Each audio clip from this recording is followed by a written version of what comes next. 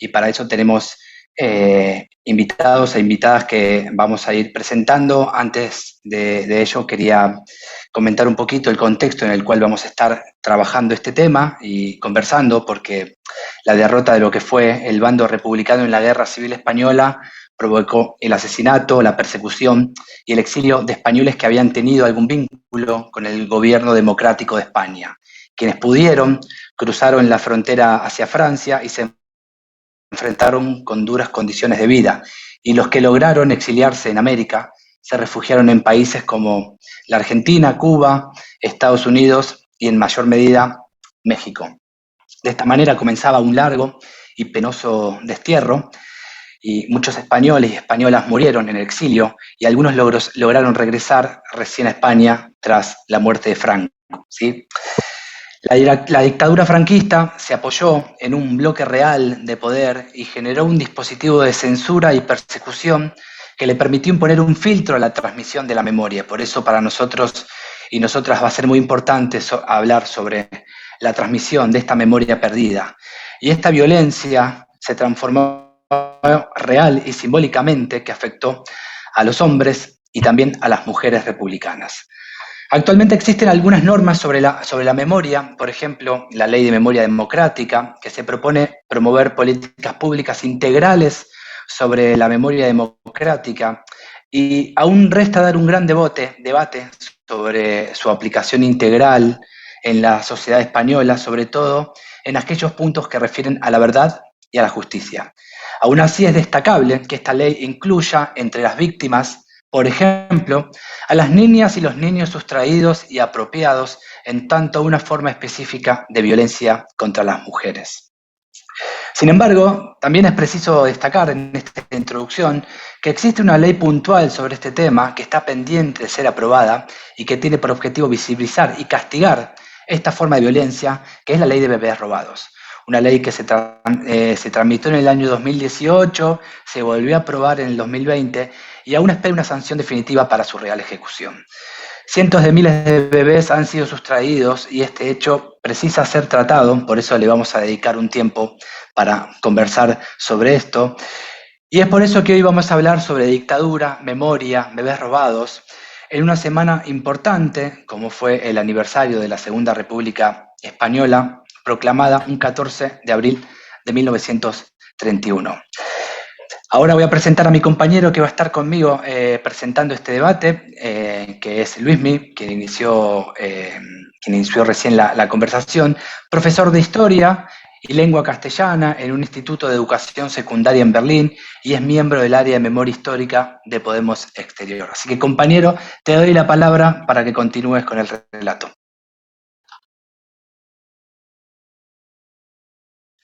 Está muteado, compañero.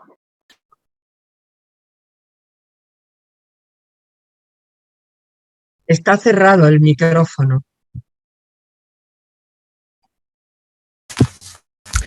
Gracias por advertirme que el micrófono estaba cerrado y disculpad. Bien, muchas gracias, Federico, por la presentación. Voy a pasar a hacer una pequeña introducción sobre el asociacionismo en España al respecto de la memoria histórica, ¿no? Que, bueno, supongo que a todos nosotros nos es conocido, pero quizá algunos de los oyentes o televidentes no.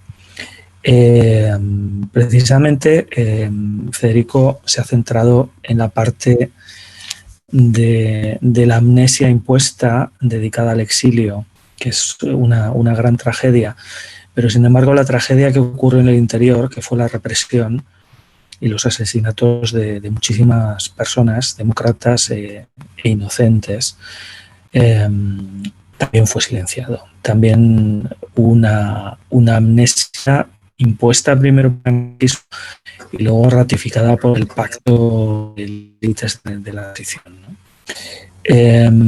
Hasta tal punto que la Asociación para la Recuperación de la Memoria Histórica, asociación pionera en la cuestión de memorialística en España, fue fundada en diciembre del año 2000, es decir, 25 años después de la muerte del dictador. Y fue gracias al empeño de Emilio Silva y de otra serie de compañeros que decidieron excavar una fosa común con 13 víctimas en un pueblo de la comarca del Bierzo, en León. Y a partir de ahí, pues se inició con esta asociación la exhumación de tantos y tantos cuerpos olvidados durante demasiado tiempo en las cunetas y en otros lugares de la geografía española.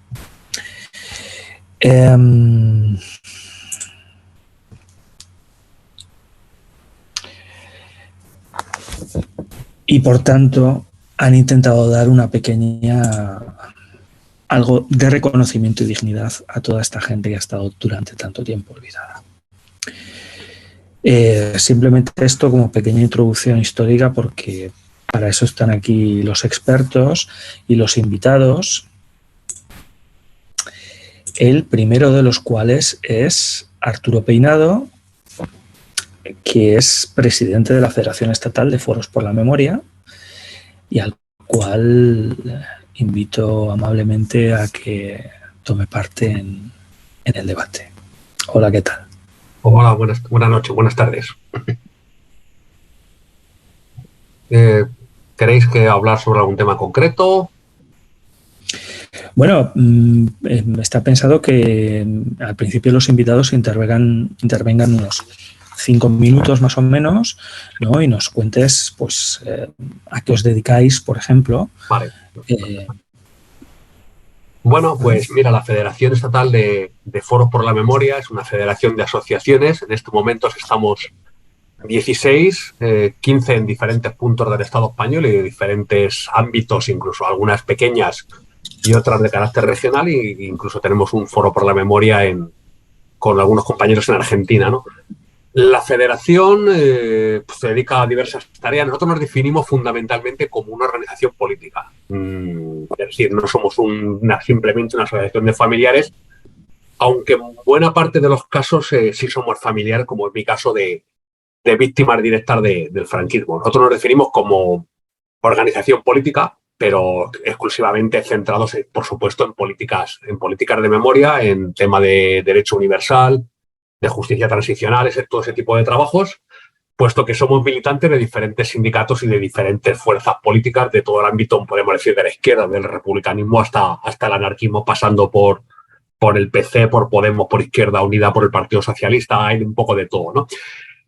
Nosotros, con nuestro trabajo fundamental nos hemos peleado mucho, por ejemplo, todo el proceso de la elaboración de la ley democrática, de la ley de memoria democrática que se aprobó en el mes de octubre pasado, pues eso, elaboración de ideas, un proyecto que hicimos junto con otros amplios colectivos, cerca de un centenar de colectivos, constituimos el Encuentro Estatal de Asociaciones de Memoria Histórica y de Víctimas del Franquismo, como digo, cerca de un centenar.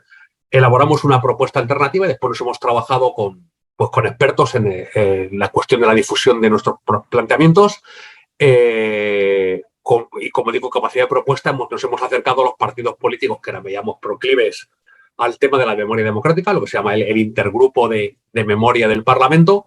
Hemos trabajado con ellos bastante activamente, como digo, hemos tenido una cierta capacidad de propuesta bastante elaborada y con muchos años de trabajo detrás, y yo creo que ciertamente hemos conseguido influir bastante en el resultado final de la ley. Podríamos decir que desde el proyecto inicial que presentó el gobierno, más luego el acuerdo con sus socios de gobierno, es decir, con el grupo de Podemos Izquierda Unida, más posteriormente la fase posterior de enmiendas con los partidos, podemos decir, minoritarios y nacionalistas que habían apoyado en su momento la investidura del presidente del gobierno, de Pedro Sánchez, pues conforme han ido pasando las fases diferentes, como digo, pues hemos ido incidiendo, hemos ido explicando, hemos ido trabajando, y yo creo que el resultado final, la parte positiva de ese resultado final de la ley de memoria que se aprobó en 2000 octubre, pues tiene hasta cierto punto una impronta del trabajo que hemos hecho, ¿no? El resultado final, para explicarlo así de manera muy sencilla, supongo que entraremos luego en debate, pues como digo, abre un amplio espacio para políticas públicas de memoria, la línea de la recuperación de la verdad y de la reparación, y nos encontramos con el efecto fundamental en el acceso del derecho a la justicia de las víctimas del franquismo, porque aquí el caso de la posibilidad todavía de procesar a responsables a responsables de crímenes contra la humanidad, ¿no? Que, por ejemplo, en caso de torturas o en caso de ejecuciones extrajudiciales o tal, son coetáneos a crímenes producidos en países del cono suramericano, pues aquí sigue siendo inviable porque perdura entre otras cosas, algunos aspectos que no ha tocado esta ley, que es fundamentalmente una ley de amnistía del año 1977, fue completamente equiparable a las leyes de punto final de las dictaduras del cono suramericano, y luego otros elementos como que en España no se reconoce que existen crímenes contra la humanidad anteriores a 2004, que fue cuando se incluyó este tipo penal en el Código Penal español, ¿no? Bueno, pues como digo, un avance, una posibilidad enorme de avance de políticas de memoria activas y políticas de memoria pública, y un cierre frontal del acceso a la justicia, fundamentalmente porque la causa fundamental, porque el gobierno y la parte socialista del gobierno pues han establecido desde el primer momento unas líneas rojas que, a pesar de nuestro trabajo, nuestro esfuerzo y tal, no hemos sido capaces de superar. Por lo demás, yo creo que la introducción ya iremos hablando de más cosas. Gracias.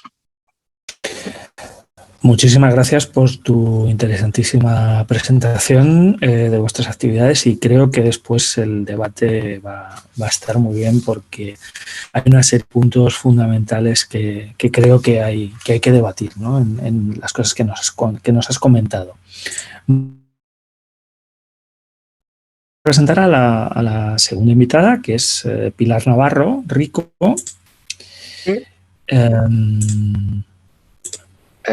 Que es madre de 2 hijas, una de las cuales fue apropiada, que ha trabajado en movimientos sociales durante 32 años, ha trabajado como voluntaria en Cooperación Internacional en Nicaragua, y es miembro de la asociación Todos los niños robados son también mis niños. Adelante, Pilar, y bienvenida. Hola, pues buenas noches a todos. Efectivamente, estoy aquí como víctima del robo de bebés o apropiación de bebés en España, y también colaboro y apoyo a los foros por la memoria, cuyo presidente está aquí con nosotros también. Mi intervención, es difícil en 5 minutos hablar de manera, primero, de un testimonio personal, después de un contexto histórico ante gente que conoce perfectamente la realidad de la época en la que se dieron, que ha sido bastante larga después de acabada la guerra civil aquí, hasta muy entrada ya la democracia, el robo de bebés. Todo ese contexto histórico, nos hemos encontrado algunos de las víctimas que, por las fechas que hayan sido, en mi caso fue en 1973, cuando di a luz a mi primera hija, y en esa época incluso todavía vivía Franco, ¿no? El contexto cultural y de concepción de la mujer en aquella época estaba prácticamente dentro de todas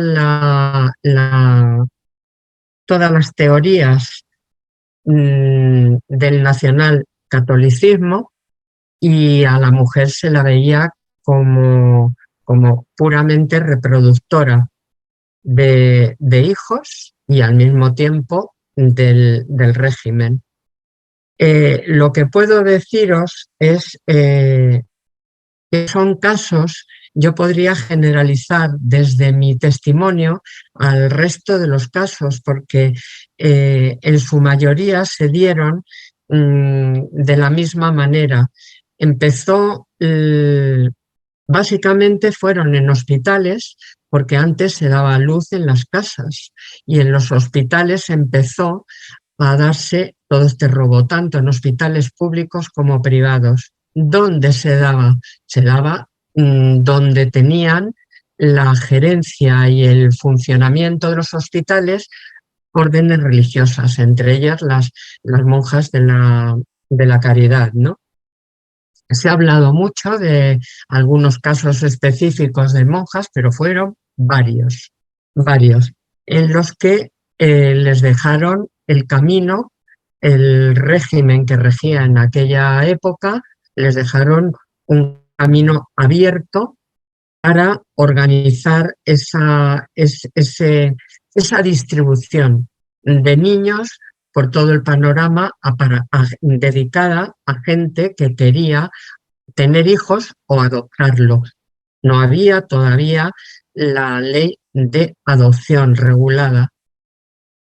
También tenían a su favor que durante las primeras 24 horas se consideraban abortos y por tanto no tenían que ser registradas en el registro civil. Es decir, no hay ningún dato en el registro civil de esos niños que nacieron y vivieron durante 24 horas. Claro, aquí no te pregunta la gente que cómo se dieron esos casos, porque quiero deciros que no todos, por supuesto, la derecha, la Iglesia y otras instituciones no lo reconocen como crímenes del franquismo, pero es que hay algún sector también de la izquierda que tampoco lo reconoce. Entonces, para demostrar todos estos datos, tenemos que recurrir a una búsqueda detectivesca las propias familias, ya que del Estado no se ha recibido absolutamente ninguna ayuda para tener documentación de todos los casos, ¿no?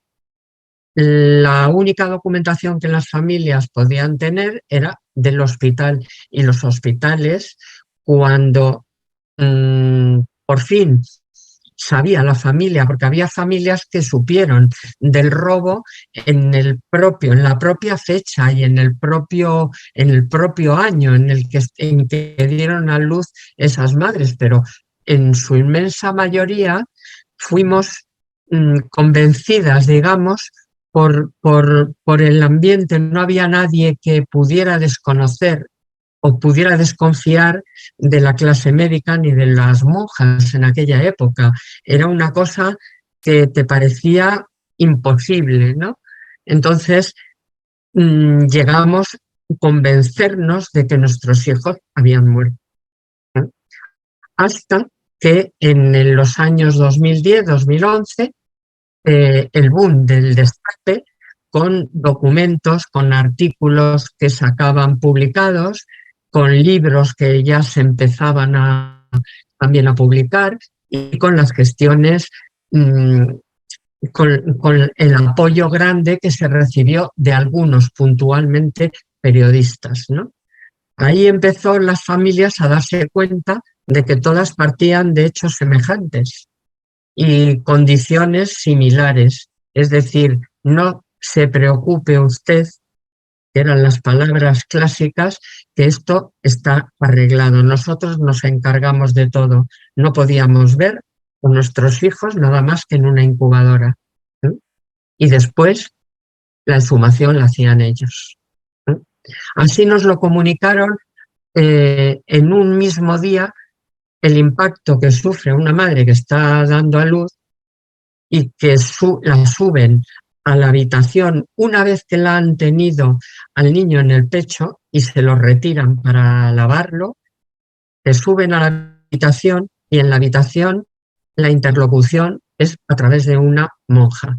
Y esa monja te dice, lo primero, que ha habido dificultades con el niño y que va a la incubadora. Dificultades de todo tipo se inventaron, respiratorias, hasta de otitis, muertes por otitis, una corriente en la sala de partos, etcétera, y que la tienen que meter en una incubadora. Después, la siguiente visita es para decirte que la van a llevar a otro hospital con más medios, la Cruz Roja, por ejemplo, aquí en Madrid, en mi caso, y la tercera para decir que ha muerto. La tercera coincide prácticamente casi a las 24 horas. Entonces ya esa niña ha desaparecido, ¿no? Se la han llevado.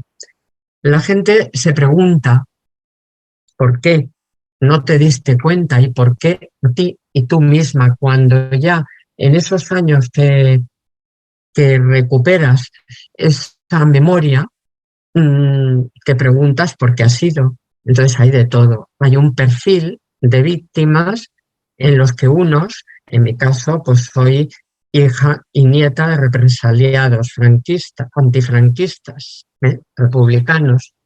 Hay unas militancias, no en partidos, porque yo no empecé militancia en partidos hasta el 15M y Podemos, pero sí de militancia en movimientos sociales. Entonces había, que me imagino que lo sabréis, todas las comunidades cristianas de base estaban muy implantadas en la dictadura y eran perseguidas. Y yo estaba trabajando, entonces era creyente practicante, y siempre piensas o bien por mi familia o bien por la actividad que pude mantener en aquellas fechas, ¿no? Porque no encontraba ninguna razón de que me hubieran robado a mi hijo, a mi hija, cuando en el 2011 fui consciente.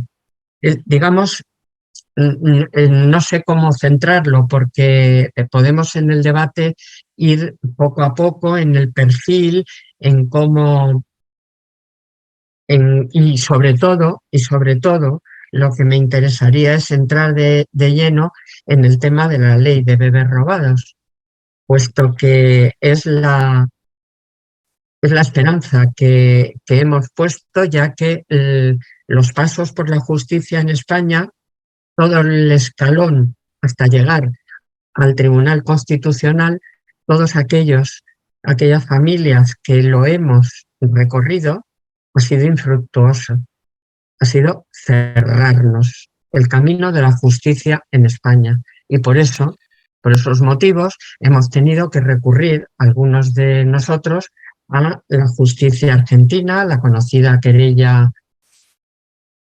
argentina, en la que tenemos pues ciertas esperanzas puestas, y gracias a la jueza Servini.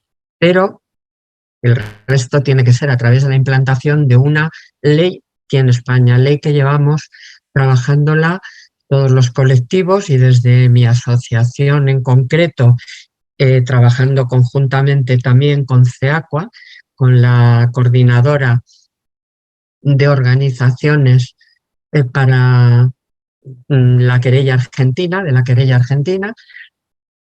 se presentó una ley ya hace 2 legislaturas, por cuestiones históricas, de que hubo que repetir las elecciones pronto, se vino abajo la presentación de la querella, que por unanimidad estaba recogida.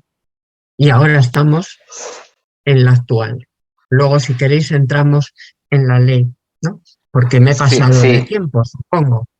No, la verdad que es un debate que amerita que podamos profundizar, ¿no? Estas experiencias, porque me parece que justamente es como decíamos antes, esto es parte del trabajo de todos y todas quienes estamos involucrados en esta temática, de recuperar esa memoria que fue perdida, que fue eliminada por el dispositivo franquista. Y por eso antes también hablábamos de que fue realmente un bloque real de poder. Y escuchando a Pilar, que ahora vamos a retomar algunas de las ideas, y nos gustaría también entrar en detalle de la historia de ella, también es interesante destacar el rol de los civiles, ¿no? El rol que tomaron los civiles en las dictaduras, en la dictadura española, y por eso hablaba al principio de las interacciones que surgen con América, con Latinoamérica, con las dictaduras latinoamericanas, y por eso ahora me gustaría escuchar la experiencia de Wilson, ¿sí? Como para que también la podamos vincular con lo que sucede en España. Wilson Maluenda es sobreviviente y activo luchador contra la dictadura de Pinochet. Su hermana menor es desaparecida, ¿no? En una visita a un hospital mientras su padre estaba preso, ¿sí? Mientras el padre de Wilson, ¿sí? Por lo que entiendo, estaba preso.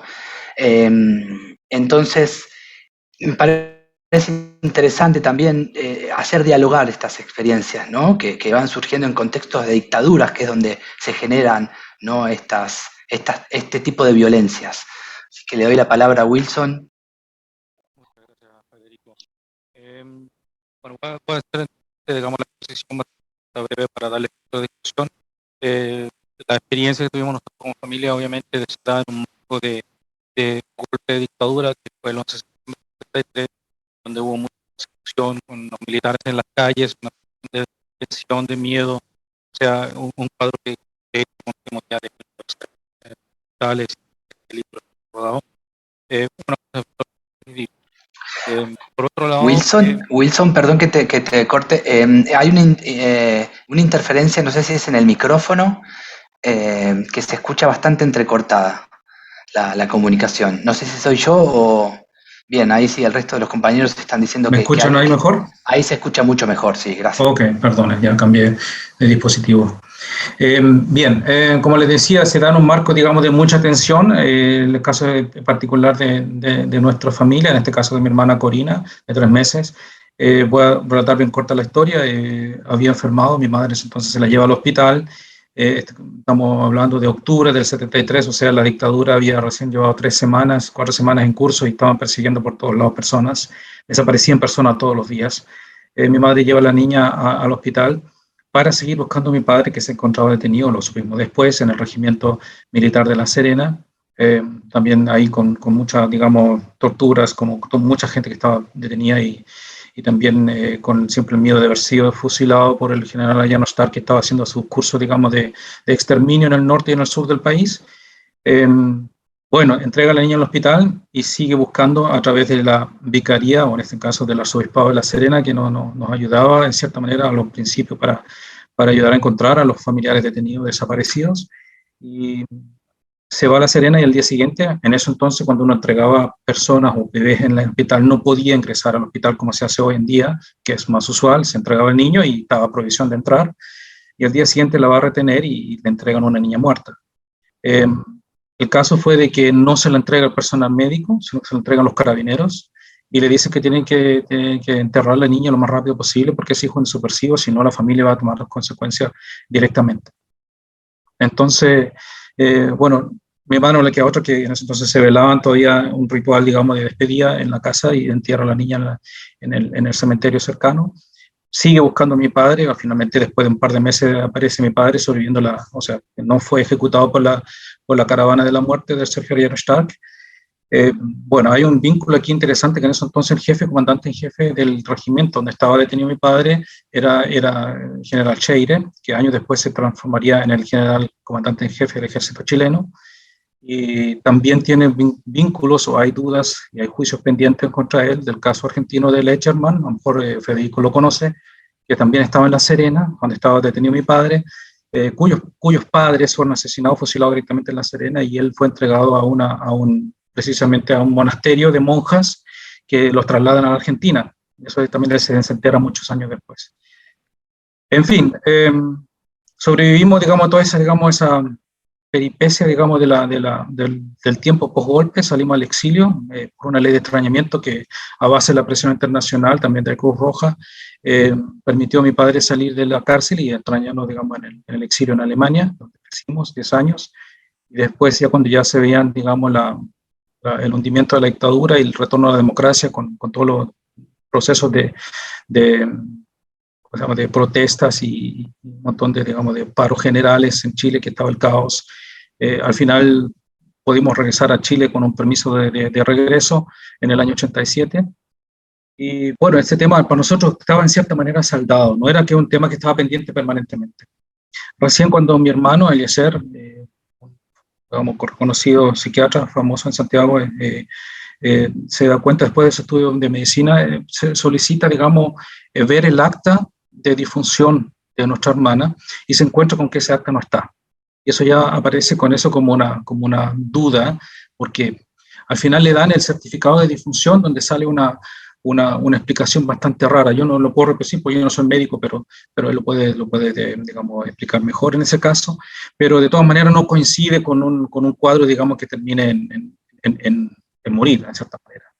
Entonces él empezó en realidad a investigar mucho más en detalle qué pasó y se encontró con montones de dudas con respecto a que el hospital ya eliminó los archivos antiguos de 20 años, que se inundó el sótano en un país en el norte donde es puro desierto, o sea, ridículo, absolutamente absurdo, y se coincide con el cuadro que decía Pilar un poco también, de que excusas, digamos, parece tener un cuadro generalizado, ¿ya? O sea, excusas absurdas que no llevan a ninguna cosa. Bueno, decidimos, mi hermano también junto con mis padres, interponer una acción legal en el juzgado del local del Ministerio de Justicia, y nos encontramos con una reforma, digamos, judicial que no nos permite avanzar. Dicen, no, este es un caso antiguo, tiene que hacerlo un juez, un ministro en visita, como le llaman en este caso, y en fin, se demoró años para que retomaran el caso, una forma más de impedir el encuentro de la verdad.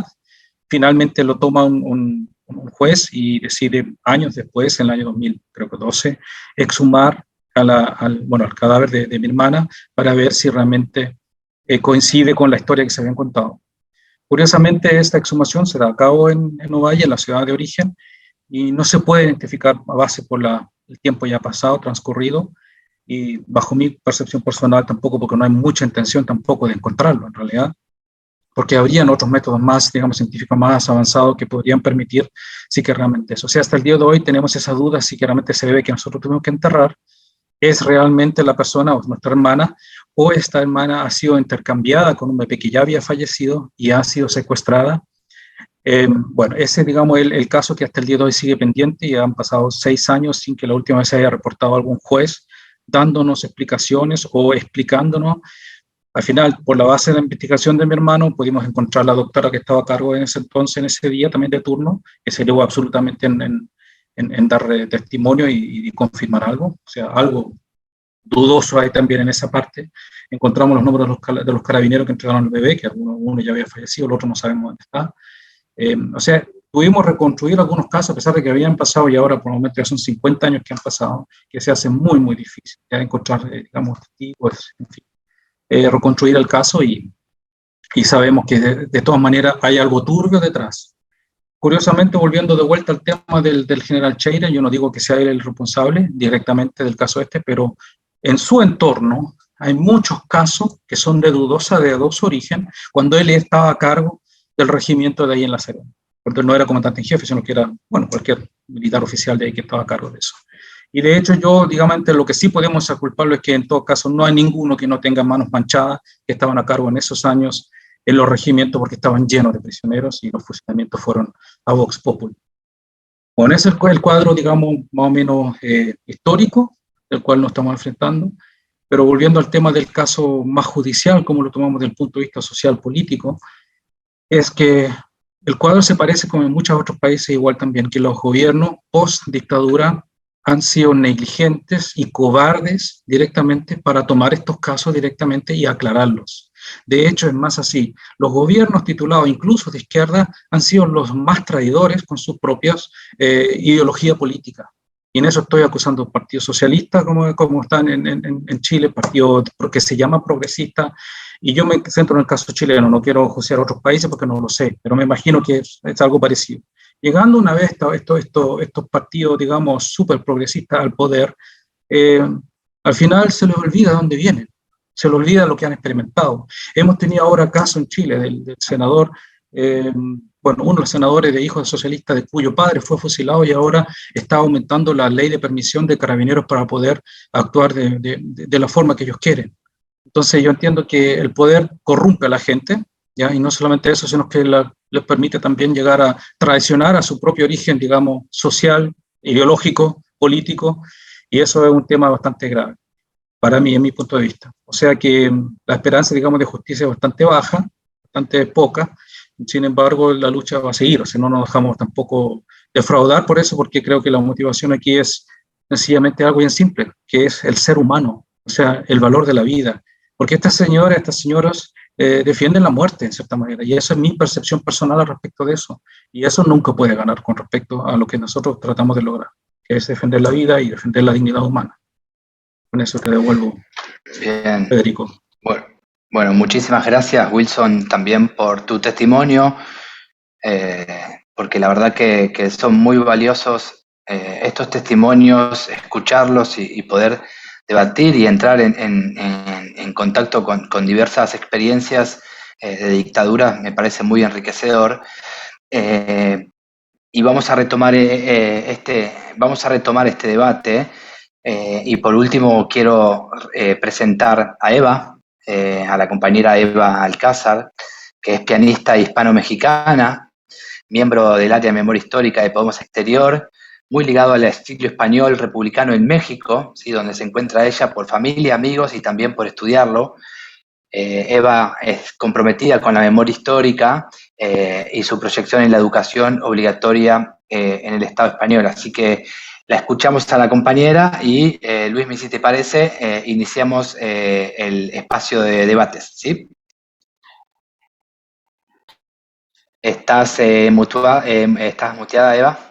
Gracias. Gracias, Federico. Gracias por tu presentación. Y bueno, gracias a todos los que han dado testimonio antes que el mío, que realmente ha sido muy impactante. Y yo voy a hablar de que en los años 80 todavía se robaban bebés. Y perdón, pero yo no digo sustracción, sino robo de bebés. Hay un caso que es una persona muy cercana a mí, que su bebé iba a nacer en el año 80. Ella vino de fuera, era de origen español, pero no había vivido aquí porque era de familia republicana y había estado en el exilio en México. Entonces su bebé iba a nacer en el año 80. Llevaba ya como 3 o 4 años viviendo aquí, en Madrid, y pues fue con un ginecólogo en el barrio Salamanca, un ginecólogo que le dijo que, bueno, porque ella venía con la consigna, ella había perdido un bebé antes, y el ginecólogo de ella le dijo que tenía que ser forzosamente el siguiente por cesárea, porque había sido una emergencia. Le hicieron una cesárea de emergencia, y le dijo, como ya se iba a ir de su lugar, ya no iba a ver a ese ginecólogo, le dijo, por favor, si tú te vuelves a quedar embarazada, tiene que ser obligatoriamente una cesárea. Bueno, ella se lo dice al ginecólogo español y él le dice, no, de ninguna manera, tiene que ser parto natural. Y la programa en un hospital que se llama Santa Cristina, atendido por monjas. Efectivamente. Bueno, ella, cuando este ginecólogo le dice eso, pues le choca muchísimo y dice, no, pero es que mi ginecólogo me dijo que tenía que ser cesárea porque hace un año tuve una cesárea, entonces yo no puedo resistir el trabajo de parto. Dice, bueno, eso ya se verá en el momento. Claro, ella sale de la consulta y dice, a ver, ¿qué es esto? O sea, piensa inmediatamente en la situación, en el ambiente franquista de la época. Aunque ya Franco hubiera muerto, el franquismo seguía y ese ambiente seguía. Bueno, el caso es que le dijo a su marido, yo no voy a dar a luz aquí. Luego se fue a dar a luz a Francia. En Francia se encontró, bueno, en Francia los médicos le dijeron, por supuesto que es una cesárea, eso no se pone en duda. que tiene que ser una cesárea. Se encontró otro ambiente completamente diferente, mucho más abierto, mucho más moderno todo. Me cuenta que los médicos iban en vaqueros, en suecos, con el pelo largo, todo mundo súper caluroso, cálido, afectuoso, muy, muy cercano, o sea, un ambiente totalmente el opuesto. Y resulta que, nada, todo sale muy bien, le hacen la cesárea, vuelve otra vez a España y un tiempo después, según dijiste tú, Pilar, dices que en el año 2010, pero yo no sé ese dato, pero poco tiempo después empezó a hablar de los bebés robados y de que después de que ya se había muerto Franco, seguían. Y en los años 80 hay datos de que seguían robándose bebés. Y justamente en ese hospital Santa Cristina hubieron muchos casos. Y era atendido por monjas.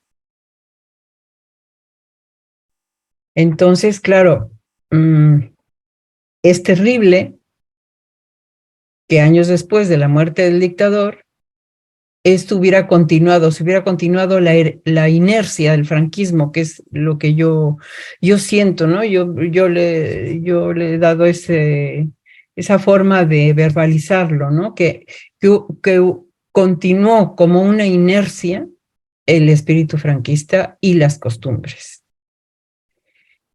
El caso es que, bueno, eso es en cuanto a los bebés robados, pero hay una cosa muy importante en España que es digna de ser remarcada. La combinación religión católica, franquismo, fue terrorífica.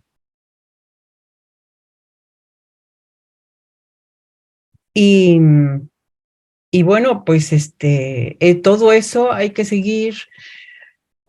Claro, es dificilísimo documentar esos casos porque tenían todo un engranaje, todo un montaje, todo un modus operandi, ¿no? Que es dificilísimo poder demostrar en juicios. Ahora, ojalá y en Argentina, o sea, la única esperanza es la jueza Servini. Es que es increíble que estamos en el año 2023, que hayan pasado. O sea, la retirada, el 80 aniversario de la retirada fue en el 2019. O sea, estamos a más de 80 años de haber terminado la Guerra Civil Española y seguimos en estas. Y con una ley de memoria democrática que se ha aprobado con unas lagunas tremendas, que no se han atrevido a derogar la ley de amnistía y que eso impide juzgar esos crímenes, porque esto entra dentro de los crímenes de lesa humanidad. ¿Cómo es esto que robarse a los bebés? O sea, es monstruoso. En fin, que todavía falta mucho por hacer, que ha sido un gran paso la ley de memoria democrática, pero falta muchísimo trabajo por hacer en España. Y bueno, yo creo que ahí lo dejamos y empezamos a contestar preguntas porque... Muchas gracias, Eva, compañera. Retomo un poco tus palabras para iniciar el debate. Vamos a plantear a algunos de los invitados algunas preguntas y las vamos a debatir.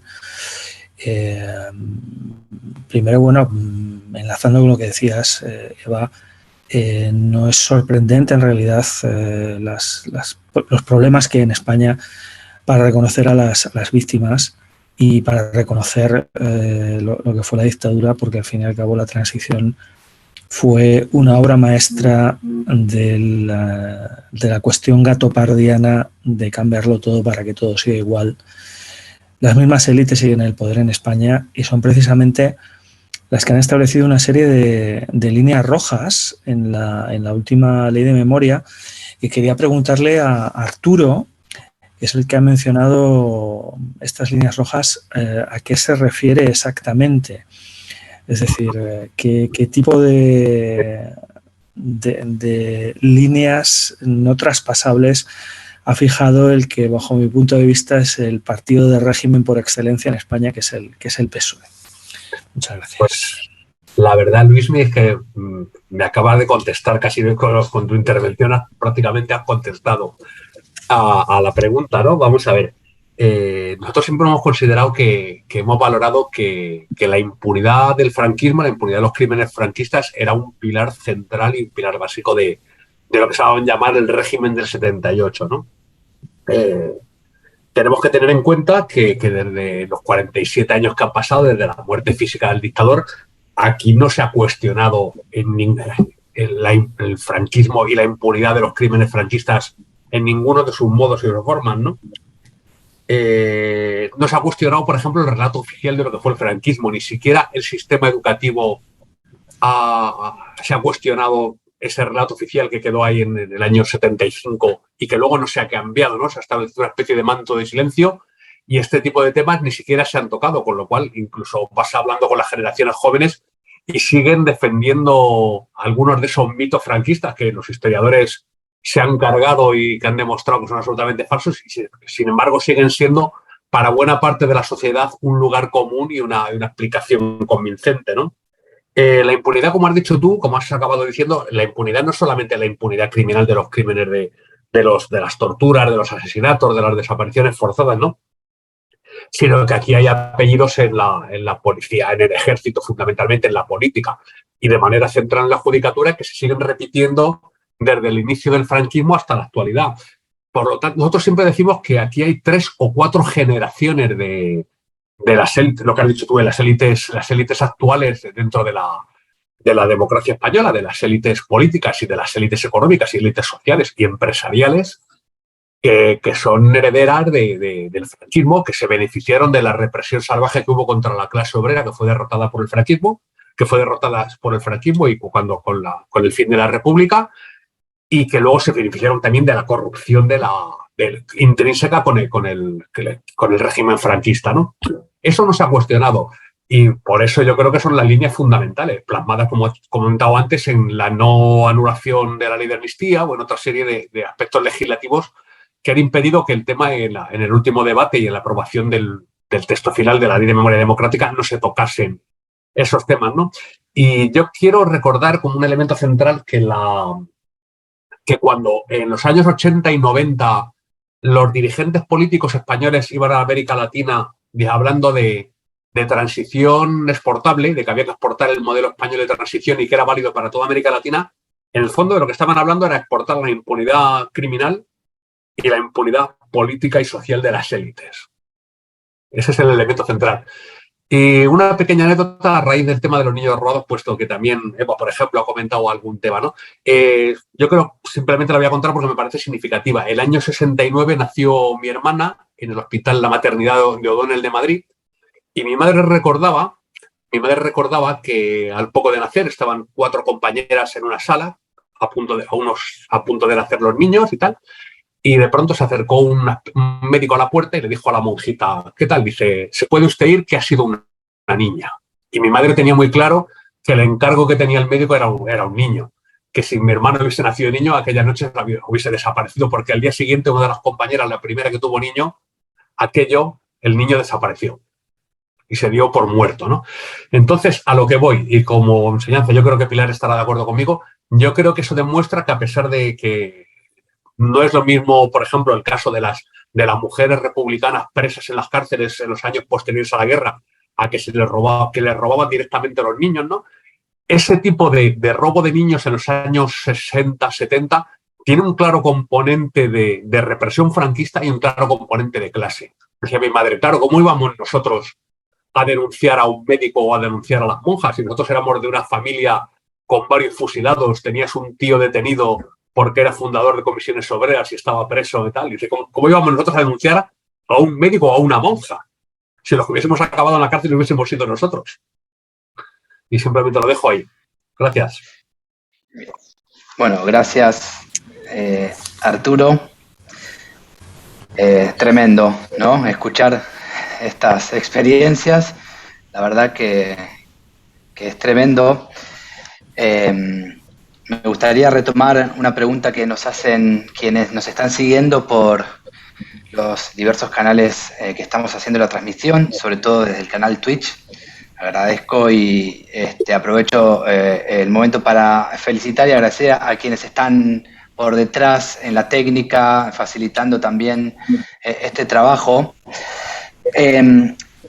Y aquí han dejado varias preguntas, entre ellas una para Pilar, sobre su intervención. En primer lugar, cuando se refería a que ciertos sectores de la izquierda no reconocieron a estos crímenes a los que ella se refería como franquistas, si puede explicar un poco más.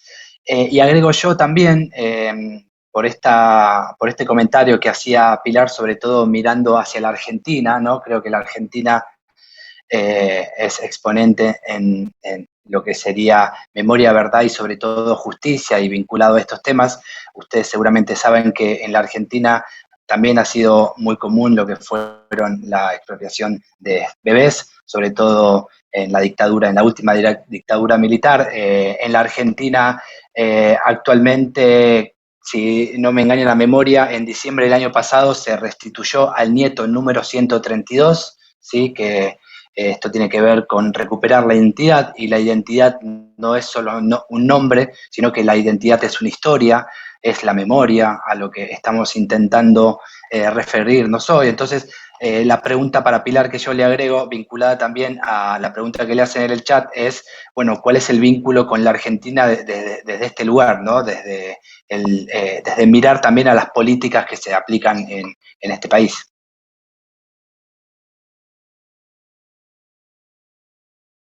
¿Estás muteada, Pilar?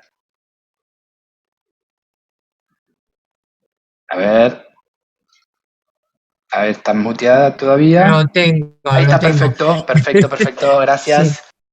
Bien, a ver si soy capaz de responder a tus preguntas, porque además me han generado nuevas respuestas también después de la intervención de mis anteriores compañeros, ¿no? Especialmente Luis Miguel y Arturo. Porque habría que, estoy totalmente de acuerdo, y es que habría que hablar mucho más de eso.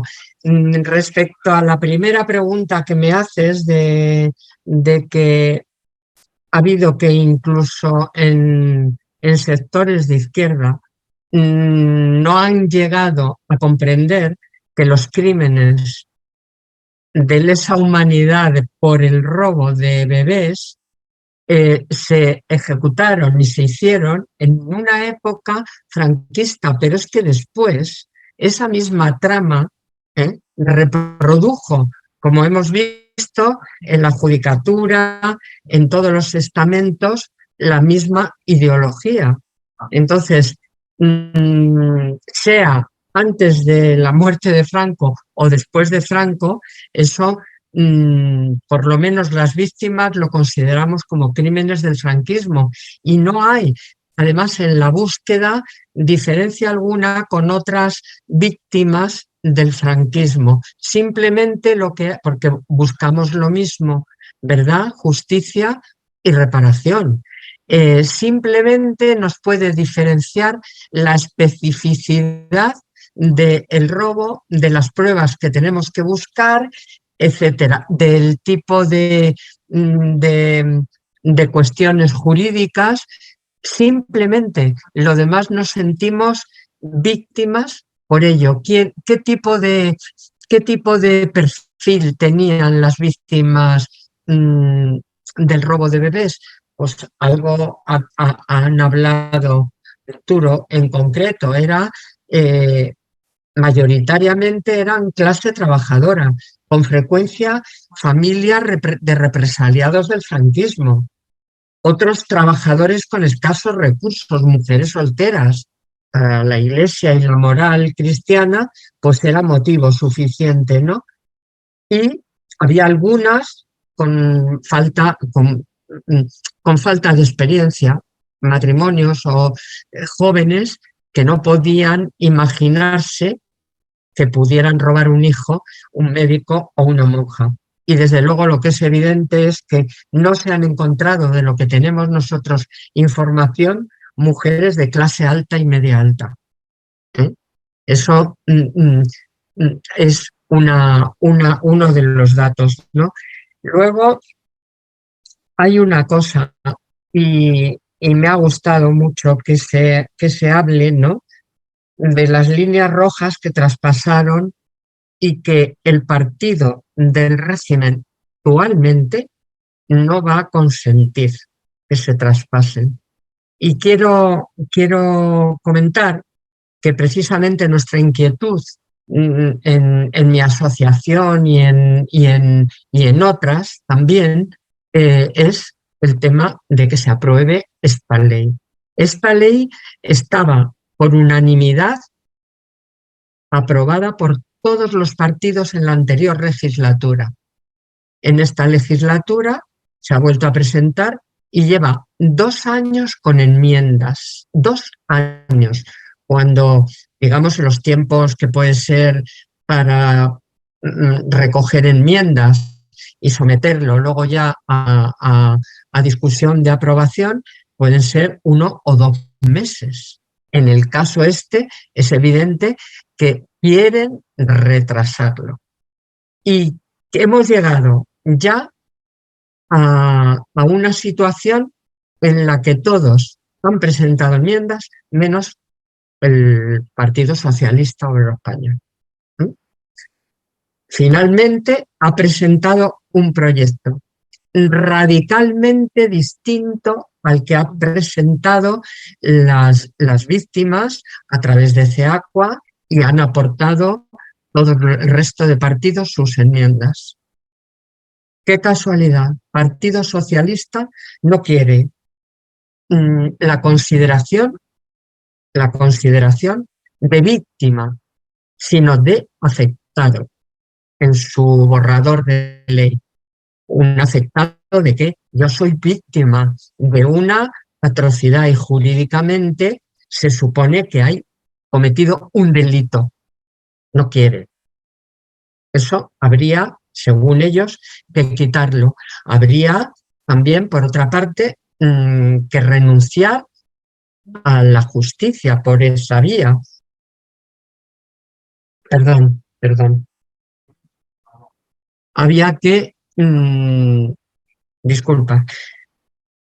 había que renunciar a la petición de una fiscalía especial que ayude a las víctimas, porque toda la búsqueda de esas víctimas lo hacen las familias sin recursos ni capacidades, porque hay que tener una capacidad detectivesca y de saberte mover en la burocracia.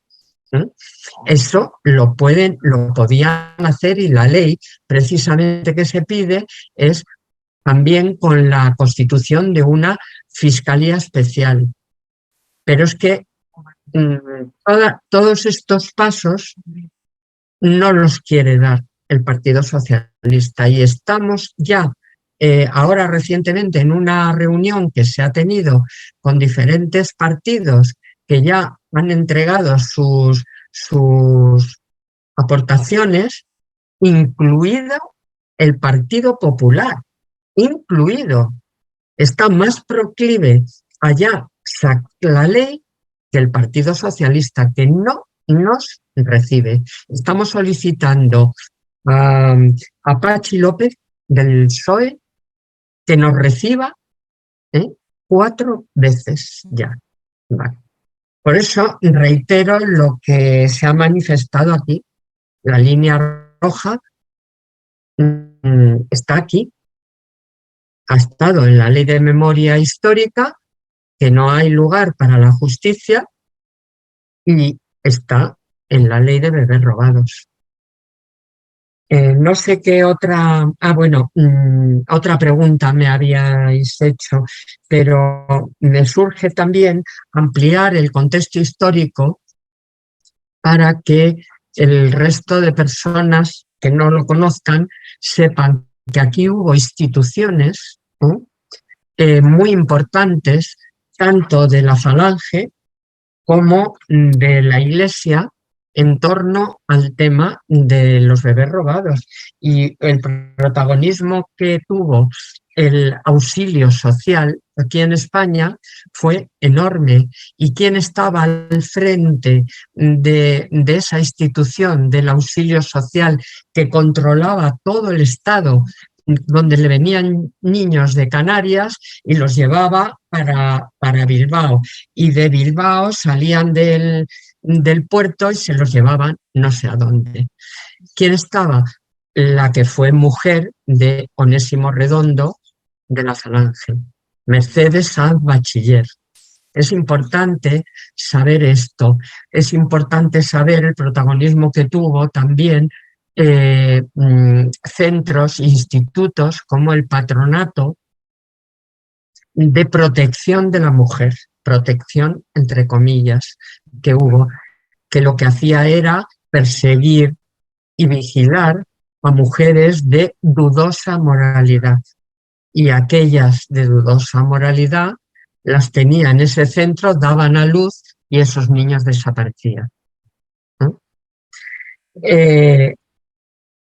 Hay un tema por el cual hay más controversia y es por calificar el robo de bebés como un medio de obtener esa trama que ya estaba organizada, de obtener recursos. Si queréis, dejo que otros intervengan y luego podemos pasar a esto.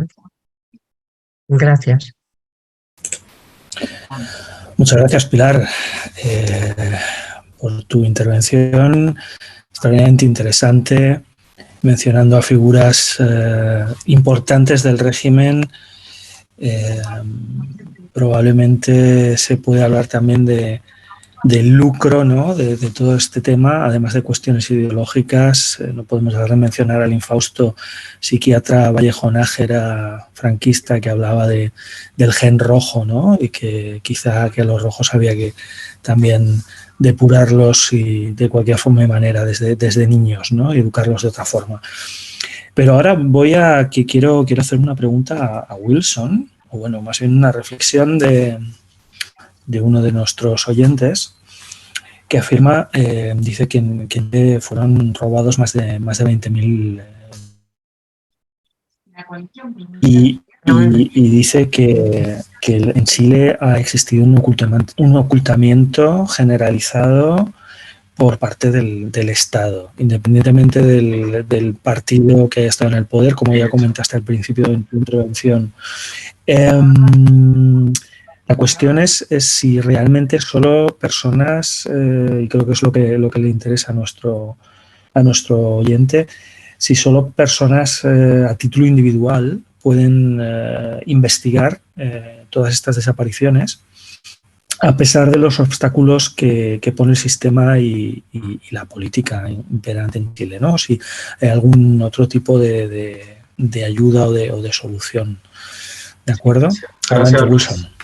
Gracias, Luis, por la pregunta. Yo creo que no me gustaría incluso ni siquiera reducirlo solamente al caso chileno, porque yo veo, y a medida que más avanzamos en este análisis y en esta, digamos, situación de prácticamente investigación y intercambio de experiencia, de que el cuadro se repite en todos los países. Y le agradezco a Pilar toda su exposición, porque yo creo que hay muchos paralelos, muchos contenidos que se han repetido en casi la misma situación. También yo puedo hablar solamente del caso chileno. En primer lugar, también para mí importante es, lamentablemente, los bebés no tienen lobby. Lamentablemente, las madres no tienen lobby. Entonces, no hay una representancia social en los parlamentos que aboguen por ello. Porque, por último, digamos, los sindicatos, que los trabajadores tienen una lobby, por aunque sea un sindicato, pero tienen una agrupación. Pero las madres como tal están muy bajamente representadas. Los niños, el derecho de la nación de niña por el derecho del infante recién nació en el 76 en adelante y fue hasta el día de hoy ni siquiera aprobado por todos los países. Entonces, claro, es difícil. En este caso, el caso chileno, volviendo al tema, no sé si son 20, son 30, pueden ser más, no lo sabemos, porque es una cifra oscura. También hay madres que ni siquiera saben que robaron a sus hijos, hay otras que les da vergüenza, hay otras que les da miedo tomar el tema porque es un trauma muy fuerte. Entonces, yo creo que también aquí hay falta, digamos, iniciativa estatal, instrumentos estatales. Estuve en contacto con el Ministerio de Salud chileno pidiéndole a una institución de que diga por lo menos que cualquier persona, en este caso chileno, residente en el extranjero, pueda acercarse a las embajadas a solicitar una muestra de ADN para ver si es una persona robada y hacer un banco de datos de ADN en los países respectivos para saber, y ojalá que sea internacional, porque así como hay bebés argentinos en Chile, en Argentina, en Paraguay, en España, en Suecia, aquí en casos de Suecia, por ejemplo, hasta el día de hoy se han contabilizado casi entre 2 a 3 mil chilenos, bebés chilenos que han aparecido en Suecia, de los cuales ni siquiera saben que son, bueno, en el caso que es evidente porque uno es más moreno que los padres, bueno, aquí hay algo raro y nadie me han dicho que soy adoptado. Entonces, eso es lo que yo aspiro, digamos, a que todos los países latinoamericanos, hispanoparlantes o que han estado en temas, digamos, con dictaduras anteriores, tengan un banco de datos de ADN para que cualquier persona, independientemente de qué nacionalidad tenga, se acerque y solicite un ADN gratuito para poder encontrar a esa gente y hacer esos lazos personales que es sumamente importante para las víctimas, especialmente para las madres, pero también para esos hijos que se sienten en algún momento, tarde o temprano, desplazados y no saben qué pasó con ellos, de dónde vienen. Esa es una lobby que hay que armar, digamos, y que yo solicito como un instrumento, digamos, más técnico, ¿ya? De poder, que hay que financiarlo, armar una infraestructura, por supuesto que sí, pero que yo lo solicito para todo el mundo hispanoparlante. Incluso a lo mejor más allá, pero por lo menos hispanoparlante, porque claro, probablemente por el tema del idioma fue mucho más cercano de extraer niños a países que de la misma habla, pero eso no significa que no sea también para países como Estados Unidos, Canadá, en fin, como una idea solamente que yo he tratado Muy de bueno, seguir, y creo que el Estado muy chileno aquí ha bueno. sido muy negligente, muy negligente. He solicitado a la señorita, le digo el nombre, Lican Martínez, del Ministerio de Salud de Chile, solicitando la idea de qué pasa con la ley, y me tramitan nuevamente. Entonces, para mí, y ella misma fue exiliada, lo que me explicó cuando la encontré en Santiago. Entonces, no hay una voluntad ni de partido, ni de izquierda, ni de derecha. Yo aquí soy ámbito en ese aspecto. No es que no, señor, no tenga interés en la política, sino mantener neutro. Y lamentablemente en Chile, como dijimos, cuando llegó la democracia, es el mismo caso del franquismo en España, el mismo caso de lo que pasó en Argentina. Mi gran respeto por las madres de la Plaza de Mayo y después las abuelas de la Plaza de Mayo, son unas personas que yo las admiro profundamente, pero pasó lo mismo, que fue justicia a la medida de lo posible, como dijo el presidente Patricio Elwin en Chile. Y lo dijo delante de 30.000 espectadores en el Estadio Nacional de Chile, donde justamente ahí mismo habían fusilado y torturado personas en ese mismo estadio. Entonces, no había voluntad. ¿Por qué? Porque también, seamos honestos, las dictaduras que terminaron se dieron en un cuadro de una confrontación Occidente-Oriente, entonces con la Unión Soviética a un lado y Estados Unidos al otro lado. Y claro, los países occidentales, en el fondo, fue un permitir la democracia, pero no fue un cambio fundamental. No fue un cambio que salió de la sociedad, sino que les permitimos ser democráticos. Entonces fue a lo medida de lo posible, a lo medida que no sé, pues, llamémosle los amos del cortijo, quisieron tolerar. Y así fue en Chile también, y fue en Argentina también.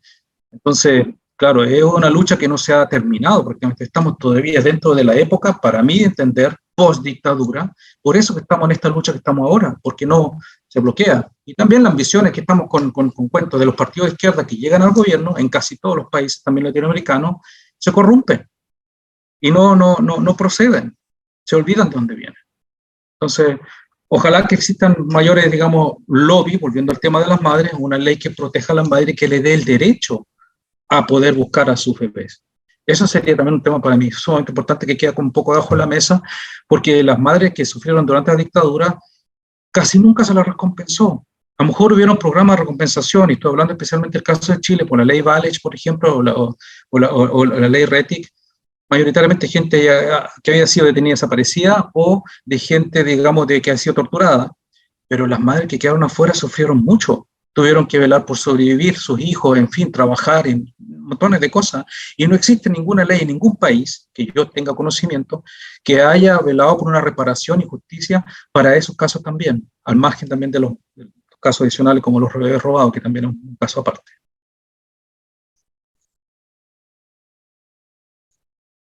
Te devuelvo, Luis Miguel.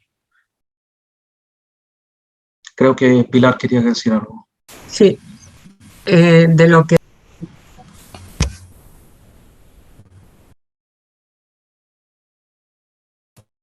Sí, adelante, adelante, Pilar.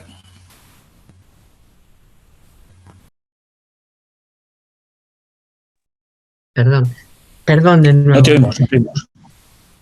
¿Me oís? ¿Me oís? Sí. Quería responder a lo que estaba comentando Wilson. Yo no sé si porque no me puedo permitir no tener esperanza, ¿eh? La tengo incluso hasta de determinados políticos que sí nos apoyan y sí nos ayudan dentro de lo poco que pueden hacer. Pero quiero decir una cosa. En Argentina ha sido, a mi entender, distinto aquí a España. En España no hemos tenido absolutamente ninguna ayuda gubernamental, ninguna. Argentina tiene una CONADI, tiene una organización, un edificio sin más, ¿no? Donde se puedan reunir, donde poder proyectar el trabajo que van a hacer. Y gracias a eso, siendo menos los niños desaparecidos en proporción a los de España, han aparecido 140 y pico, ¿no? Lo sabéis vosotros mejor. Sí, Para mí 132. es 132. Para mí es un referente las madres y las abuelas de la Plaza de Mayo. Y tengo esperanza en distintas maneras de luchar. Una has dicho tú, el ir pidiendo en los países a través de las embajadas, pero recogiendo experiencias de Argentina, en el que la sociedad civil participó mucho más que aquí,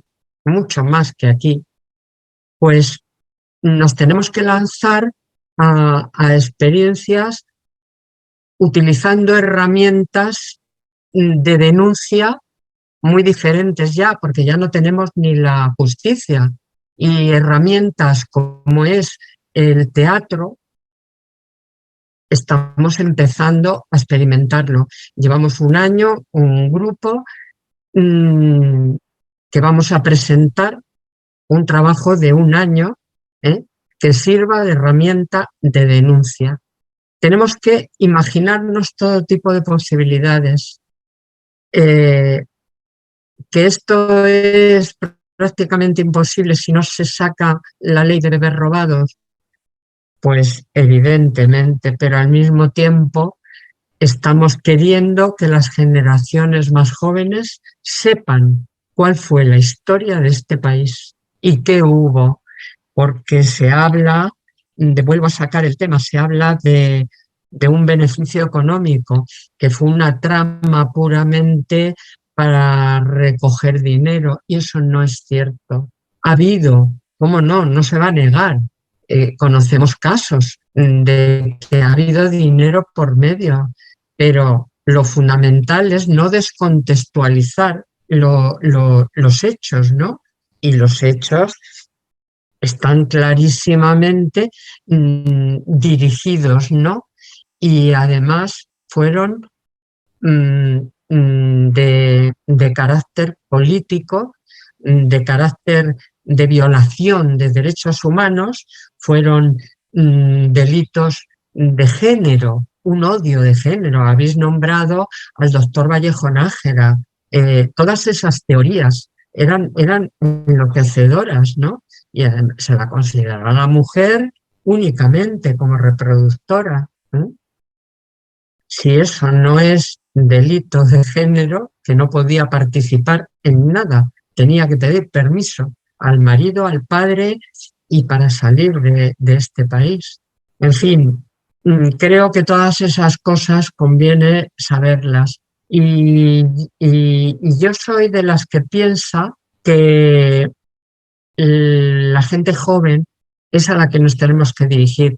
La gente ya madura, bueno, como yo, incluso menos, mira para otro lado. La vida está tan complicada que todo el mundo tiene problemas, todo el mundo tiene necesidades. Y sin embargo, en los chavales de adolescentes están como esponjas. Habrá gente que no lo aceptará por familia que venga, por lo que sea, pero en las escuelas tiene que entrar. Una esperanza es que la ley de memoria histórica, al menos el tema, ya veremos a ver cómo se desarrolla, al menos el tema docente, para transmitirlo en los currículum escolares, pues eso tenemos que aprovecharlo. Tenemos que aprovecharlo. Nada más. Gracias. Bien, muchas gracias, Pilar, por tu intervención. Aquí en la Argentina, bueno, sí, el tema es muy complejo también. Hay un recorrido muy importante en materia de derechos humanos, en memoria, verdad y justicia. Y ha sido una lucha muy importante que se sigue dando. Sí, hace poco se hizo la marcha en la Semana de la Memoria, ¿sí? Aquí en la Argentina, y bueno, también han estado representantes de Podemos de España y han quedado muy sorprendidos, ¿no? Por justamente cómo el pueblo argentino se moviliza. Así que creo que también con esas experiencias se pueden replicar y pueden ser un punto de partida también en otras zonas, ¿sí? Como España, como hablábamos antes sobre la importancia de Latinoamérica y la importancia de lo que son las decisiones políticas, ¿no? Para llevar a cabo justamente políticas integrales de memoria. Y digo decisiones políticas porque cuando se produce la guerra civil y cuando cientos de miles de exiliados y exiliadas tienen que huir de España, por ejemplo, fue México uno de los países que, de la mano de Lázaro Cárdenas, ha abierto o ha expresado abiertamente la voluntad de recibir, ¿no? A esta comunidad.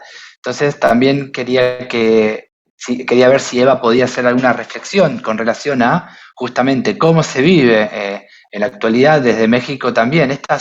Esta idea de la memoria que en México fue muy importante desde el primer minuto, ¿no? Que se instaló la dictadura franquista. Sí, bueno, desde un poco antes, ya desde que empezó todo el conflicto de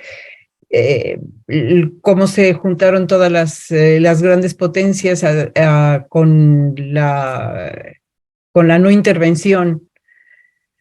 Ya desde ahí, Lázaro Cárdenas había nombrado al que fue el arquitecto de la política exterior mexicana, que fue Isidro Fabela.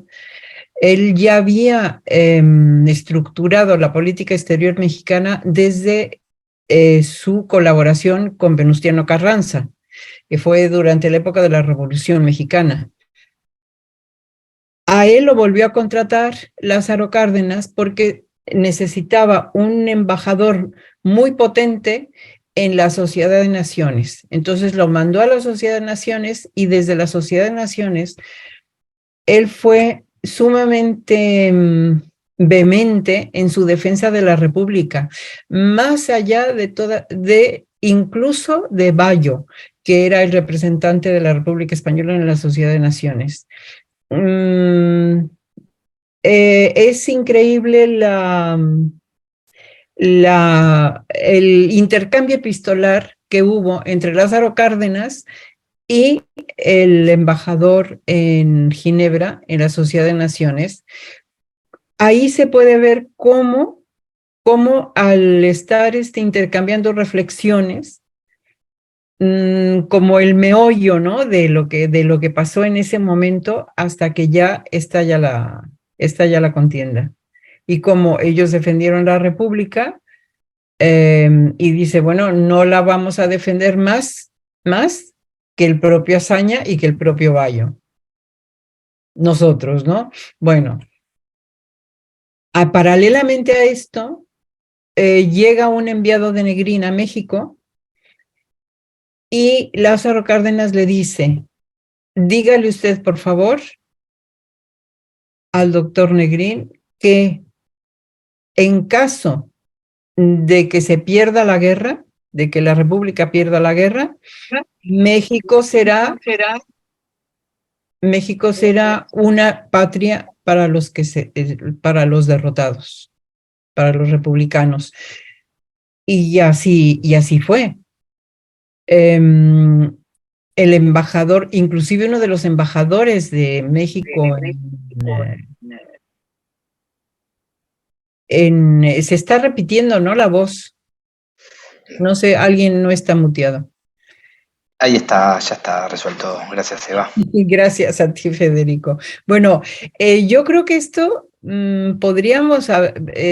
puede ser una nueva charla porque el tema de la política exterior, de ese intercambio epistolar, incluso podéis entrar al mapa del exilio de podemos.info, que en el mapa del exilio hay un artículo que yo escribí sobre esta situación de Lázaro Cárdenas y de el embajador en Ginebra, en la Sociedad de Naciones. ¿Cómo se defendió esto? Podéis entrar cualquiera porque es una página web que es pública y se llama Mapa del Exilio de Podemos. No me acuerdo cómo es el enlace, Luismi. ¿Tú te acuerdas o lo tienes a la mano? Porque creo que ha cambiado el orden de la palabra y creo que es podemos.info. Y ahí está descrito. Y bueno, pues ahora estamos ya en la tercera generación, porque los que fueron a México cuando eran niños, ahora tienen 80 y pico de años, casi 90.